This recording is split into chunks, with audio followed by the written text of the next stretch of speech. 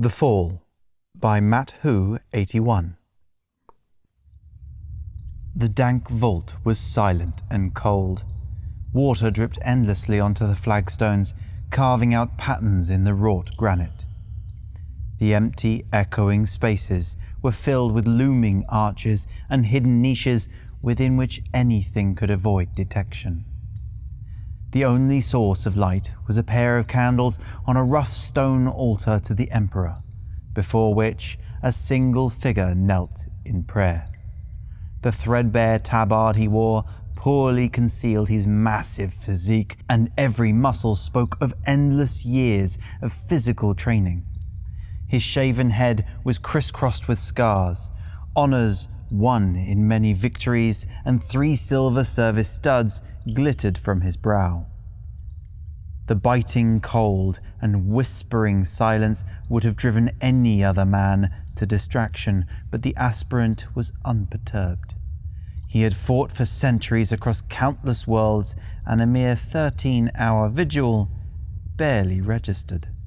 Though he looked calm and restful, in his head his thoughts churned with anticipation. His attempt to meditate was soured by his pride and excitement. For 317 years he had served the chapter, and now his valor was to be recognized. He was to join the elite, the best of the best. He was to be included into the first company, the death wing of the Dark Angels chapter. He wondered what trials awaited him. None who had been inducted before would speak of their trials, but their eyes had a horror that implied an ordeal to test even a space marine. He thought back to his early years in the Scout Company, where he took his first steps to glory. The physical augmentations alone broke all but a handful of men, but they were nothing compared to the test of skill, endurance, character, and fortitude that followed. Since then, his every footstep had been a trial, a test to prove his worth to his emperor, his brothers, and himself. And now at last his prowess was to be recognized. He dreamed of donning the white Terminator armor, being greeted by Chapter Master Azrael, bowing before the Master Chaplain, and being saluted by 100 Space Marines in the same armor.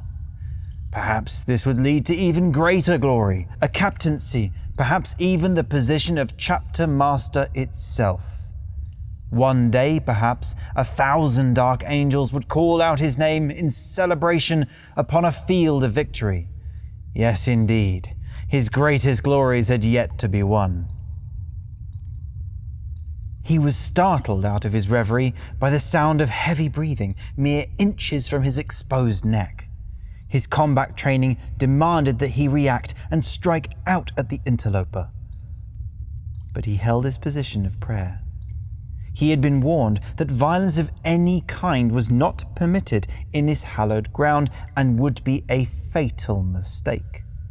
He held perfectly still as a massive figure silently came into his vision and stood before him.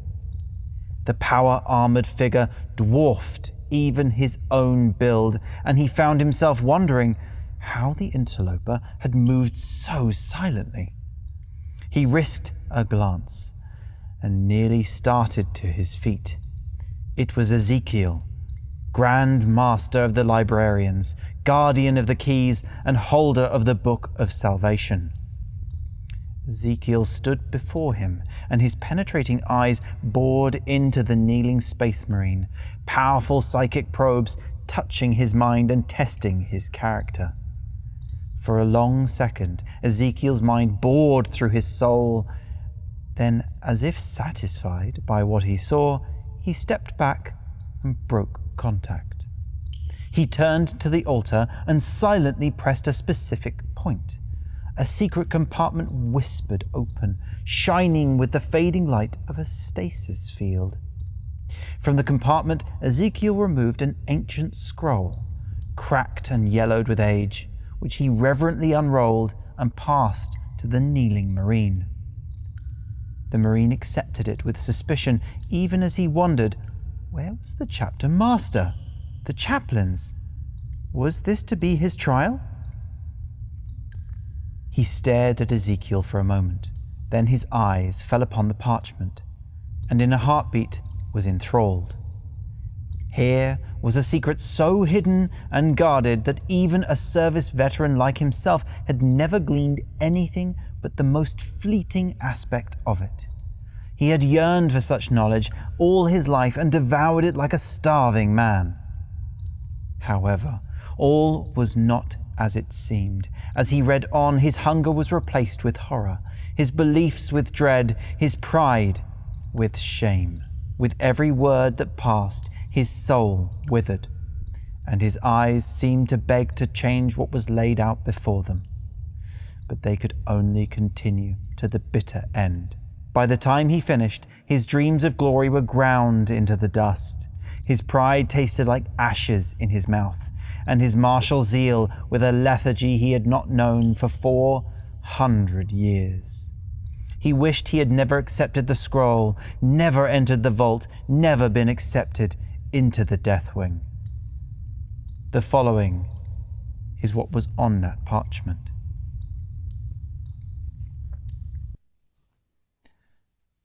Ancient days they were, when the infant Primarch, he who would become known as Lion L. Johnson, fell upon the blighted world of Caliban. A dark and heavily forested world, Caliban hung perilously close to the edge of the Eye of Terror.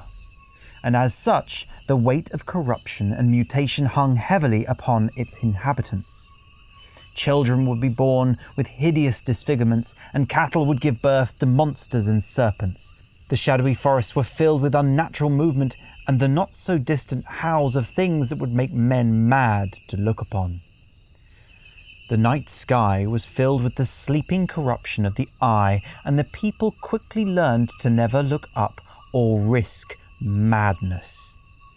Leathery winged beasts would soar above the villages, and disgusting insects would crawl from the earth wherever a furrow was ploughed.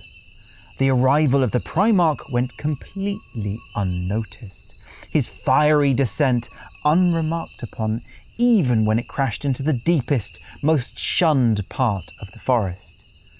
By all rights, the infant Primarch should have died within minutes of his arrival, devoured by unnatural beasts and stalked among the mossy boughs. For years, the Primarch survived in the dark shadows of the forest, hunting the monstrous beasts even as they stalked him, a deadly dance of predator and prey. He learned to use the shadows to his advantage, providing him with safety and security, and so he grew. The Primarch learned many things: the ways of the hunter, the thrill of the kill, the utter patience necessary to survive. He travelled far and wide through the forest, and he became intimate with its secrets. Indeed, the cries of the monsters were more familiar to him than the sound of a mother's comfort. He lived and thrived in the dark places, allowing their silence into his soul, becoming a part of them. And then came the fateful day that he heard a sound totally unlike any other on that blighted planet. The sound of human laughter. On the edge of the forest, the Primarch stumbled upon a band of human nobles, brightly clad in shining metal armor. They raced and jousted just beyond the reach of the shadows. Children ran under the bright sun, and women danced to the clear notes of harmonious music. Never had the Primarch witnessed such a fete. The sun burned his eyes. The music was dissonant to him. The calls and cries of the revelers meaningless to him. The wide open fields anathema to his nature. And yet, a part of his soul responded to this bizarre scene, and he yearned to dwell among them. In the center of the festival was a young, proud prince, riding a great stallion, feted by his fellow knights and eager women. The Primarch felt a strange kinship with this man, and in his bewilderment made a mistake. It was the young prince who saw him lurking among the boughs of the forest, and thinking it was some mutated beast, charged forth with his knights. The Primarch ran from his pursuers. He could have easily disappeared, but a part of him yearned to face them, and in his confusion, he was surrounded. The tall knights, astride their steeds, thought to hack him down, but the young prince intervened and spared him. He dismounted and called out to the Primarch, naming himself Luther and asking the Primarch his intent. The words were meaningless to the Primarch, but the tone and stance of Luther called to him, and he surrendered. Luther took the Primarch back to his mighty stone keep and named him Lion L. Johnson, which in the language of Caliban meant the son of the forest. Few accepted him at first, but his prowess and deadly skill soon won the respect of the knights. L. Johnson soaked up the way of humanity with startling speed, and within a year he towered among the nobles in his intellectual as well as physical sense. His skills were astounding in every field of endeavour, and none could best him in combat, but he remained a dour and surly figure.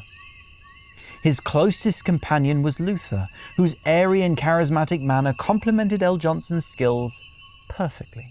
Together, the pair became the leaders of their keep's knights and led the army against the inhabitants of the forest in a series of stunning victories.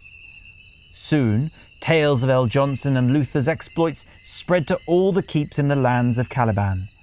Countless knights and lords travelled far to meet the pair and were all amazed by the silent nobility and deadly skill of L. Johnson. But it was Luther who united them, using his charisma and oratory to bind them together into a single warrior band called the Order. The Order launched a sweeping campaign to liberate Caliban from the grip of the monsters in the forests. In countless engagements, Luther's charisma inspired the men to feats of valor, while L. Johnson's strategic genius carried all before him. Within a decade, the entire world was rid of the mutated monsters, and the light of the sun reached everywhere on the surface. Finally free of fear and shadow, Caliban flourished as never before, and L. Johnson was proclaimed Supreme Grand Master of the Order. It was also whispered that although openly he was proud of L. Johnson's achievements, Luther felt the first stirrings of jealousy. As L. Johnson and Luther were battling on Caliban, the Emperor was conquering the galaxy at the head of the Legionnaires Astartes. When the Emperor reached Caliban, it is said the bond between him and L. Johnson was immediately recognized by all. According to the Speculum Historical, L. Johnson was given the command of the First Legion, and Caliban was declared the home world of the now renamed Dark Angels Legion. The Knights of the Order clamoured to join their ranks, and soon the entire Order had become Space Marines. L. Johnson was eager to join the Great Crusade, but knew Caliban hung dangerously close to the Eye of Terror. Thus, when he left, he appointed Luther governor of Caliban and gave him a full third of the legion with orders to guard the new Imperium against the threat of the Eye. His final gift was a mighty sword, inscribed with the words, "To Luther, friend and comrade at arms, let your faith be your shield. Lion L. Johnson." It is a terrible tragedy that Luther did not heed the message. The Great Crusade swept across the galaxy and carried all before it. Lionel Johnson swiftly proved himself to be the greatest strategic genius in the fledgling Imperium, and his tally of victories was second only to the War Master himself. Countless worlds thought impregnable fell to his legion, and none could best him in matters of strategic warfare, and few in physical combat either. Tales of his valor spread throughout all the worlds conquered by man, and most especially they were regaled on Caliban. Luther heard the tales of his brother's glory, and the embers of jealousy and envy were stoked into a raging inferno. His role as warden of some forgotten planet grew in his mind to become a vile stain upon his honor, and the noble knight Luther was lost in bitterness and spite. For 100 years he brooded upon his envy, and every report from the front was an insult to him. When the Horus heresy erupted, Lion L. Johnson was fighting alongside Primarch Leman Russ on the far side of the galaxy. Together they fought their way across the galaxy, determined to stand with the Emperor against Horus. But the journey was long and arduous, and they found that they had arrived too late. They arrived to find the ultimate tragedy, the ruins of Terra. Together the two Primarchs ousted the besieged rebels, but it was already too late. The Emperor was on the verge of death, and only the arcane mechanisms of the Golden Throne now sustained him. Lionel Johnson was stricken with grief, and it was in sorrow that he returned to Caliban for the first time in many years. As the Dark Angel ships moved into orbit over their home, a withering salvo of fire blasted from the surface, sending crippled ships burning into the atmosphere. The fleet pulled away from the planet in confusion, and L. Johnson attempted to discover a reason for the attack. From a captured scout ship attempting to run from their blockade, the Dark Angels were to discover a horrifying tale of corruption and betrayal. Over the course of many years, Luther had corrupted the Space Marines in his charge, projecting his bitterness and spite into their souls.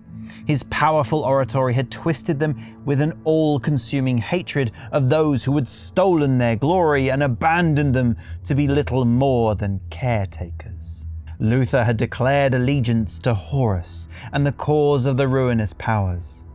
His pride and hubris all they needed to make him theirs. Their brethren had fallen to chaos.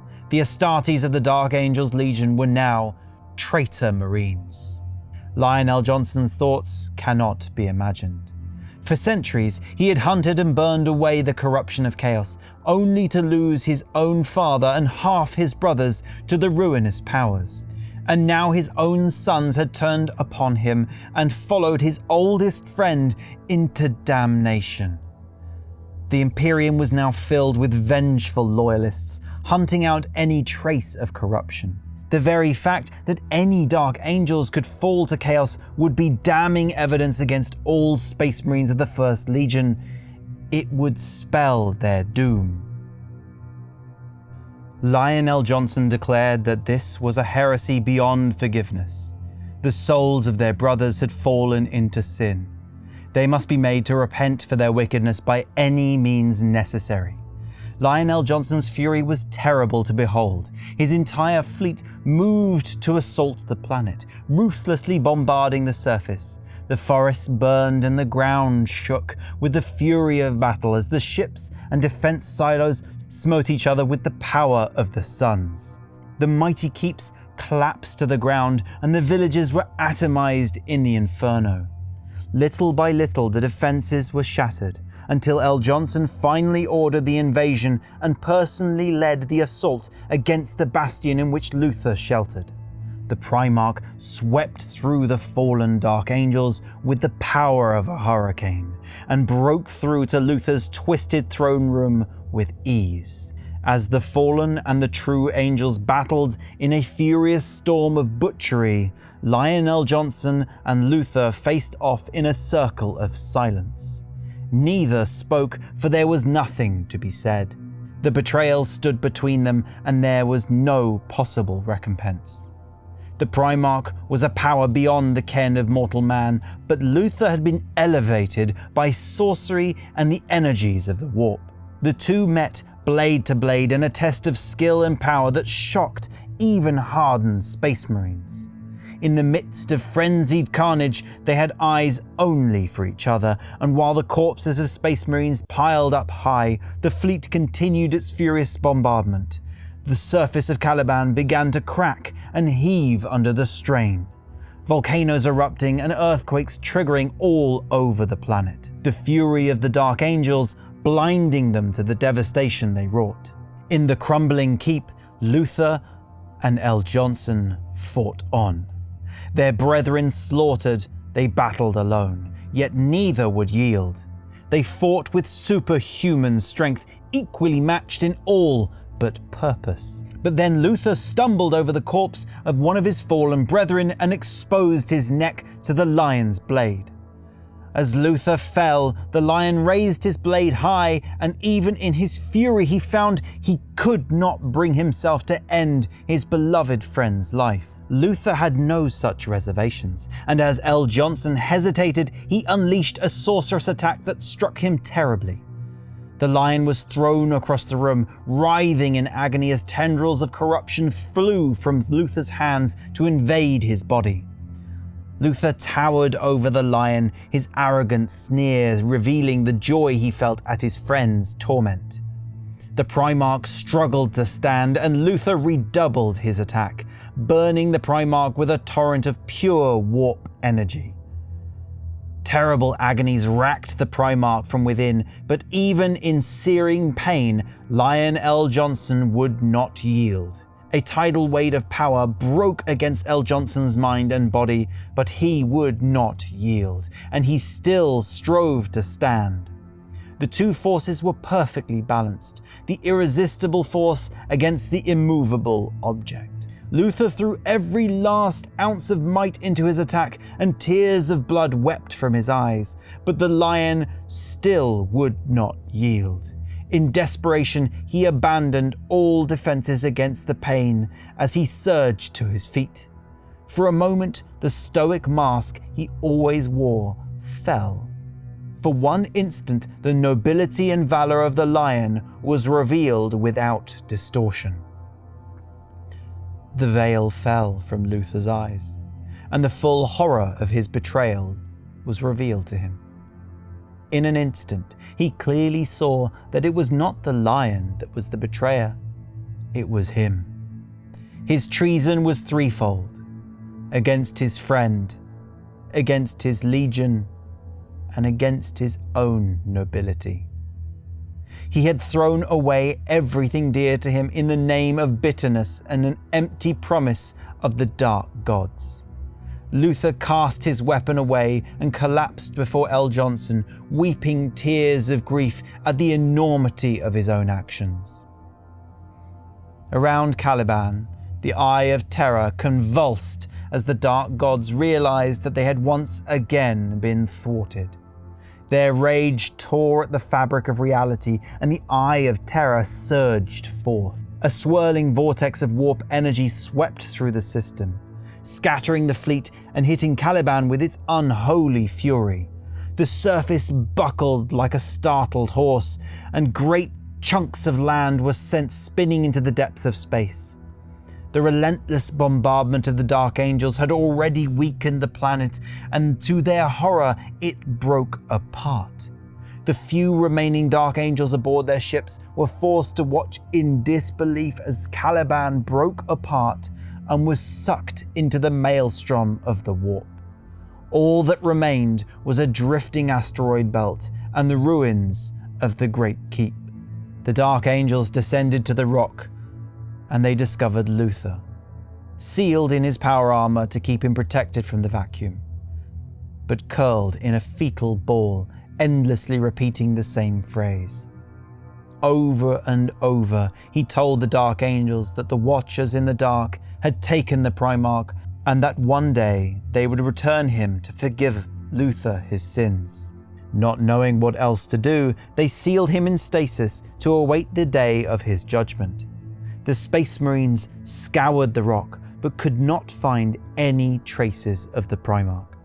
In the aftermath of the fall of Caliban, the senior members of the Legion gathered together and decreed that knowledge of the fall should remain forever with them. No one, not even the newly inducted members, could be allowed to learn what had happened, lest the Legion be destroyed and any chance of expunging the stain to their honor be lost. The fallen angels had been scattered across time and space, the ruinous powers carrying them through the warp to distant places and millennia yet to come.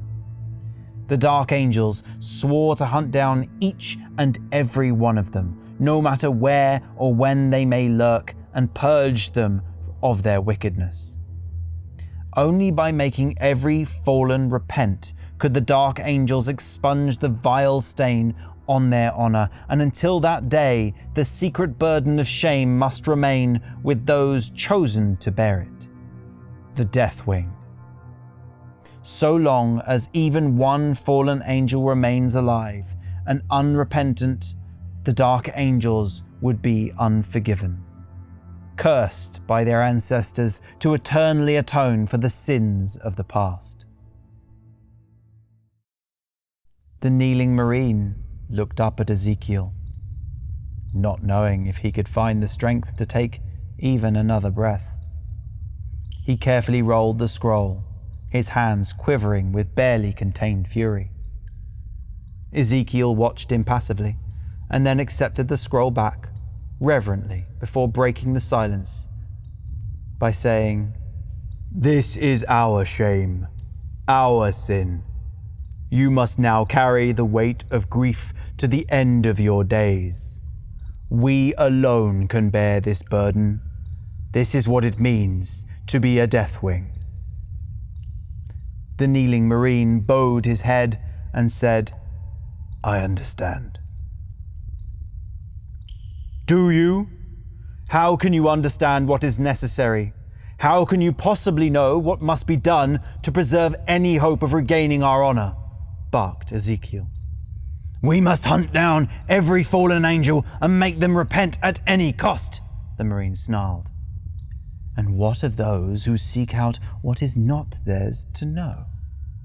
Ezekiel whispered, his eyes narrowing dangerously. "I don't understand," forwarded the Marine less certainly, his eyes furrowing in confusion.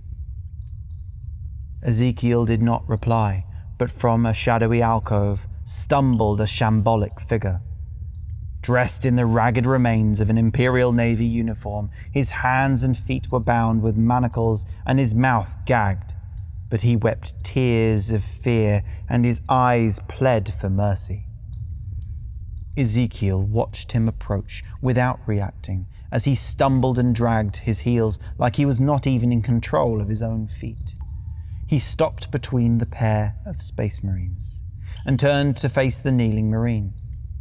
Ezekiel towered over him and growled, "We caught this spy in our library the last time our fortress monastery received supplies.